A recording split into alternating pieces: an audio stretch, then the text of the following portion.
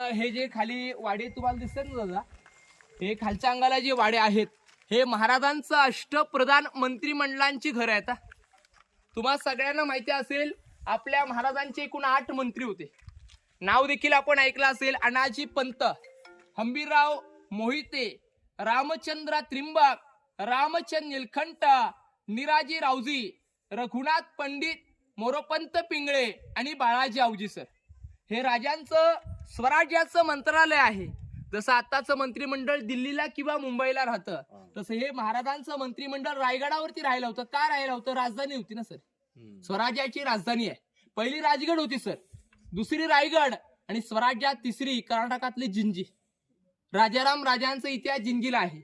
रायगडावरती मंत्रालय इथे होतं. पाठीमागे टॉयलेट बाथरूम दिसतात ना आपल्याला छोटे कप्पे, हे टॉयलेट बाथरूमचे आहेत दादा. आणि हे समोर 3 कोठार आहेत का लाईनशीर, हे धान्य कोठार. पहिला खड्डा 22 फूट खोल आहे, दुसरा 20 आणि तिसरा 15. स्वराज्याला रायगडाला जर वेढा पडला तर गडावरती आपल्यासारखी 2000 लोक राहिले होते.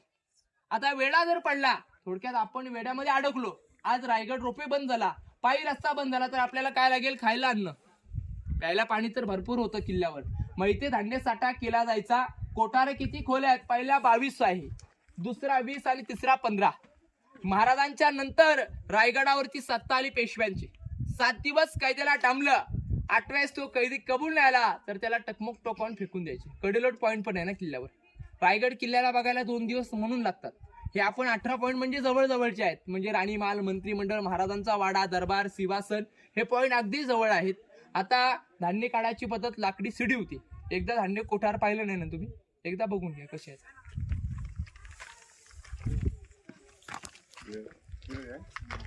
जेवणार होता जेवण. अरे ये रे स्टॉक रे स्टॉक.